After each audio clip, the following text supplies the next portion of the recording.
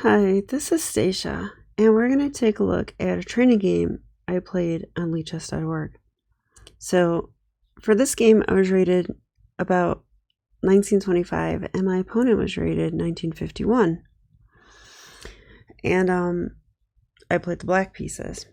So let's have a look. He went e4, and I went e5. I started playing this move about a year ago, but I played the Petrov, and now I play knight c6, which I started playing about a few months ago. Okay, bishop b5, the Ruy Lopez, and I played a6. I believe this is called the Morphy defense, but I'm aiming for a martial gambit or a martial attack. He moved his bishop away, knight f6, castles. Okay, here I know that you still cannot take the pawn. So I played bishop e7, and I expected to see rook e1. But here he played d3. So now this pawn is defended, which means I need to defend my pawn because white is threatening to remove the defender. So b5, that's the normal way to do it, and the bishop retreats to b3. So, okay, everything's fine. It's a normal Ruy Lopez position where I kind of feel like white's being a little unambitious. They usually try to get d4 in, but my opponent's not doing that. Okay, so d6 now. And I wanted to play knight a5, but that would hang my e-pawn. So d6 first. h3, castles. I'm not going to go this way, so I figured might as well castle, and knight to c3. This move struck me as a little bit unusual. Like, it definitely blocks the c-pawn. So he's given up on this plan completely, which is interesting. But also, maybe he's aiming for this square. So, interesting move. I think I could try, well, I was going to say a5. I just realized that drops this pawn. So no, I don't think so. Okay, so knight a5 is what I played, and I want to turn on the engine here because I think knight a5 is probably a good move, but I'm curious what else might be good. Okay, so knight a5. This was recommended in Jan Gustafsson's E4, E5 repertoire course on Chessable, and I do like this plan. So knight a5 gets out of the way the c-pawn, and then I guess, you know, what you're really aiming for is to push this pawn all the way to c4 and reroute the knight into the c5 square. Okay. But on the other hand, if white gives you this bishop, you take it. Like every grandmaster tries to get the two bishops. So if we want to play like grandmasters, we should do the same. So therefore I took the knight.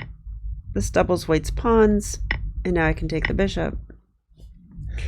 Okay, so this little effort has gained me a couple things. White has some double pawns now, and I have the two bishops. That's nice, but white's also gained some stuff though. White has gained some space, and white has gained an open file for the rook. And you might argue that these double pawns, like after a move like c4, maybe this pawn mass is kind of strong. So I thought the position was still equal here. Computer says minus 0.8 for black. Okay, so let's continue. Bishop b7. Now, I knew he would play c4 and defend everything, but I need to be careful, I think, because, well, if he does this, my bishop belongs here anyway, because otherwise he's threatening this, and then I can't take back because my rook would be hanging with the bishop here, so I move the rook, or I move the bishop. Okay, so c4. And what should I do as black now? So I went with the move c6, and I want to see what the computer wants. Yeah, f5. I didn't consider this move, but looking at it now, makes a lot of sense. So I think I like f5.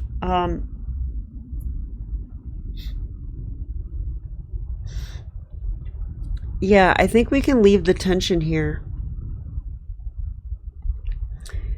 If we take here, white fixes their pawns one way or another. This way might also be good. So we don't want to do that. And if white takes, they wreck their pawns forever. It's like 2 files of double isolated pawns. And I'm not sure that this gets them anything. Like maybe even queen here. So to leave this situation and play f5 looks really interesting, gaining space on the king side. And then maybe we'll go for an e4 break. In fact, the computer wants to do that very soon. So that's pretty interesting. Okay, but c6 I think is also good. Let's see if it is. Not as good as f5. f5's better. Okay, so I'll turn off the engine. All right, so I don't know if white should take this or not. Actually, I think white should. Okay, if white doesn't, I'm going to take here. That could be bad. So I think white has to take. And they could play d4 here. Okay.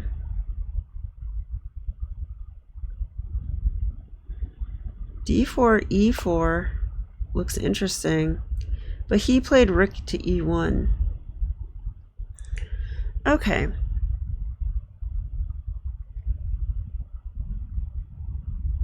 So rook to e1, I always think of this move as undefending f2, but I have no attack on there whatsoever. My dark square bishop, if it was on b7, wait, b7, a7, then maybe that would be a consideration, but I don't think so here. But I played f6.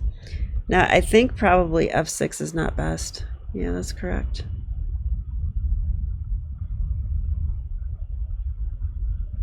It wants bishop b7, I think, because maybe black can go, or white can go d4. And now this comes with tempo, because this would trap my bishop out and create a backwards pawn. So I can see how this is not strategically what black wants. But my opponent did not play this. They played queen to e2. So, okay, this move actually pins my e-pawn. So I'm glad I saw that. So now d4 will come with more of a threat. I can no longer take it. Although taking leaves me with this backwards d-pawn myself, so yeah, I don't know. So therefore d4 immediately is better, but okay, what should I play here? I thought now it was time to play my d5 break. And the other move I considered briefly was rook to e8, just breaking the pin so that this isn't a big deal. But d5 actually creates this bishop b4 resource. White shouldn't take it because it wrecks their pawns. Yeah, and I thought, you know, if they go here, I could play e4 attacking the knight. So I'm risking the pawn wedging itself onto c5. But I thought the knight cannot go here because I could play f5, and I think that's good for me. And if the knight goes here, well, I thought it might be passive until I saw the idea of b4 and knight b3. And maybe even knight a5. Okay, so after all of that, let's see what the computer thinks. Okay, I did not see this move. Rook f7. So defending from the 7th rank. Yeah, I didn't even consider it.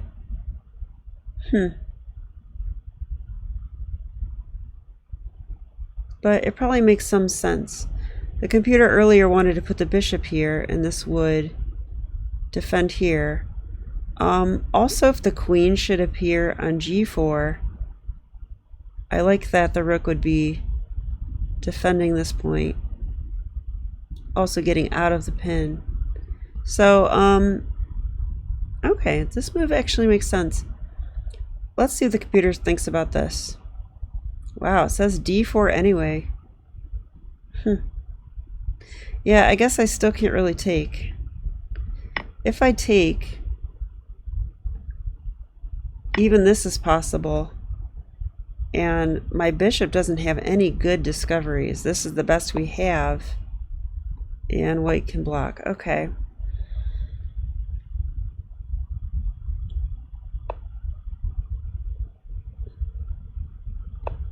Okay. But d5, it says, is a good move. So on par with rook f7 after all.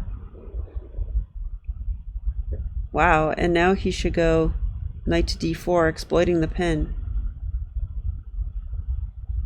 That looks kind of good. Attacking my bishop. I cannot take or I lose my bishop. Interesting. Although that just looks like a trade. Okay, but I played d4 here. Or no, he played d4 here. And now I thought I would play e4 in this case, and I did. And now he went c5. Okay, so I was kind of afraid of this. This is a plus for white, that he has this pass pawn, and it also took away the square from my bishop, which I kind of liked.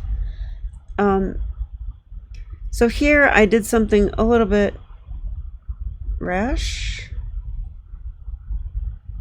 but I didn't see a better move. Like, computer's giving queen c7. I can see that. But what does that do? I'm not sure what that does. I think it's just a move. But I went with this move.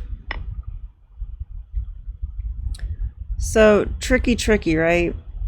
You take here, I take your knight. Not that tricky. But actually, this move actually loses for black, which I didn't see during the game. Like, so he could take my bishop. I pretty much got to take the knight. Yeah, now this. Look at this. This is a fork. So I missed this, which is very disturbing to me, but my opponent also missed it. So, and this is a lesson for both of us, my opponent and I, because, okay, when you have pawn moves or pawn captures in your calculation, you need to be very careful, and I failed to do that here. Okay, so I should have saw before playing bishop takes pawn that after pawn takes, this file is open, and I should be looking for stuff on this file. Okay, so I didn't do that, and it turns out that queen e6 check would win my undefended bishop. Also, I should just be mindful of undefended pieces in general. This bishop is undefended. And now queen c7 makes sense, defending the bishop. Now the lesson for my opponent is that we both saw this variation from here probably, And I think, when you do that, you're like, oh, I see this. I know what's going on. I see what's going on. And you feel a little bit overconfident, and you play maybe a little quicker than you should. So the correct thing to do would be to look at this position and look for moves and easily find queen e6 check. Sorry, I was calling it queen e3 earlier, wasn't I? But instead, my opponent instantly played here, which is a blunder. And it throws away the win for white. Now the position's pretty equal. White has a slight edge. So great lessons for any chess players watching this, and great lessons for me. I'm baffled at this. Did not see it during the game. Okay, but it's time to continue and play some chess. So rook e8. Okay, so here I really wanted to play d4 and do this, but it doesn't seem, it's not a very powerful move. You could just move the queen, first of all. Second of all, the bishop's not defended, so that would be blunder. So, okay. So I just simply offered this trade and said, hey, that's cool if you want to do that. I'll defend my bishop. But he played here. And now he does have a strategical threat. He can entrench his bishop in my position on d6. Queen c7. And here I was nervous about my a6 pawn.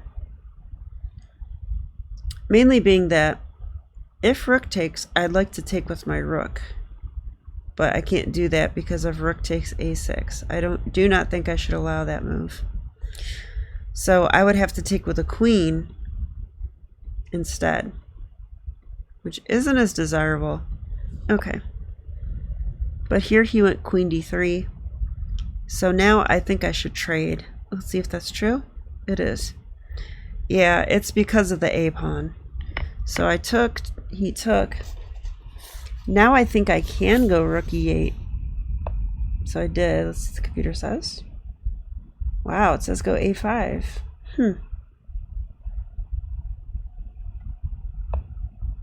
Rook e8, also good. I did not consider this. Yeah, he could actually come back here now.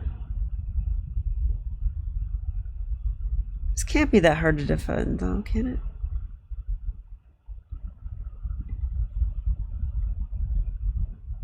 a5. That's a mysterious looking move. So what is going on there? I think we're saying you can have the pawn if you want, but we're going to double and have a serious initiative. So let's see if that's the case. No. It's the move d4, planning this probably. Yeah, I would expect this move. This is why I didn't play d4, because now this is under attack. But I guess the point is check. Here. Tempo move on the queen. And the queen could take this, or this. Let's try this one.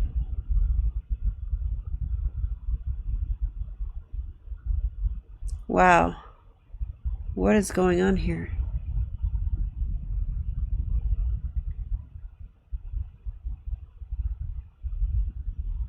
What the heck is this move?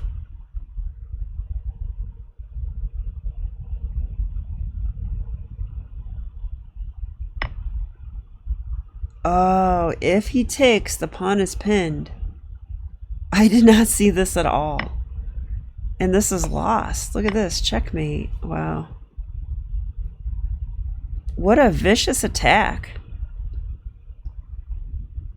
This all came from playing a5 and d4.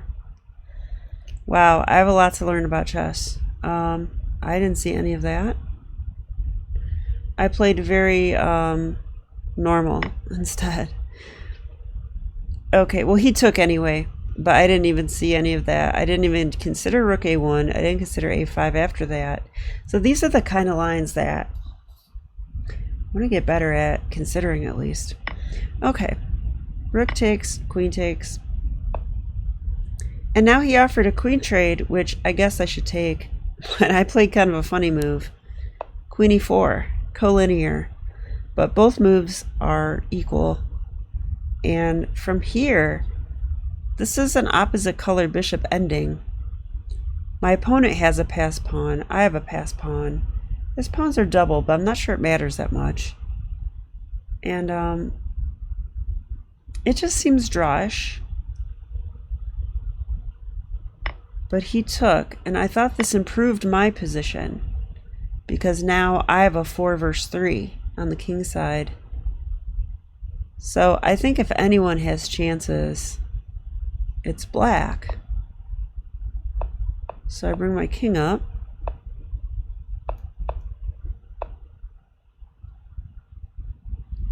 We'll just leave the engine on for this part.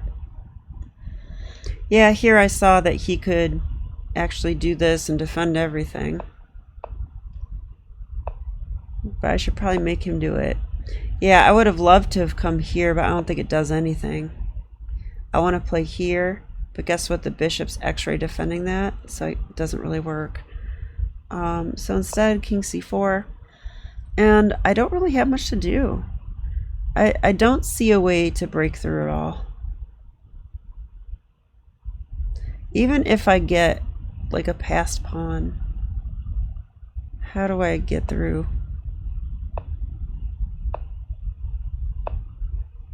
So I started shuffling around a little bit. Here, I was hoping he would play g5. I thought after this, I thought maybe he would try this move. But now I like my chances. I was actually not going to take this pawn. I guess I should. Yeah, I should. That's a passed pawn. Maybe I would have. But I was also thinking this is also good.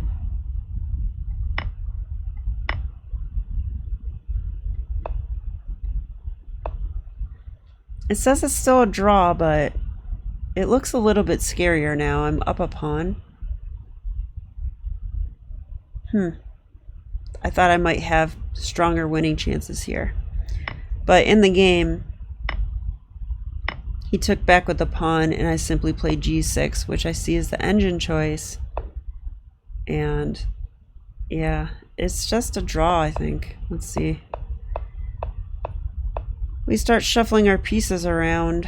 I mean, I'm going for this now. He stopped it. I really did try to win. I tried to find a winning plan here, but engine says it's a draw, and the game was a draw. So I hope you enjoyed this game. I thought it was pretty interesting. The blunders in the middle game basically define it. I'm going to go back to that one more time. Yeah, this moment right here. So, turns out that I cannot take here, but I have to see ahead of time that after takes and takes, there's queen e3 check. And so this is a huge lesson.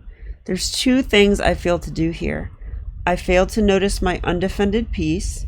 That's why queen c7 is correct. Simply fix that situation before things get nuts. And the other reason is that I need to pay attention to pawn moves in my calculations. So I saw here, here, here. So, you know, on this move, I need to be saying the E file is open. My opponent's doubled on the E file. What might they do here? And I think it's pretty easy to find that check if you just look. So there you go. And I hope that that advice applies to some of you guys too. So I'd love to hear your comments. Please comment, like, subscribe my video, and I'll be back with more stuff. So thank you and have a great day.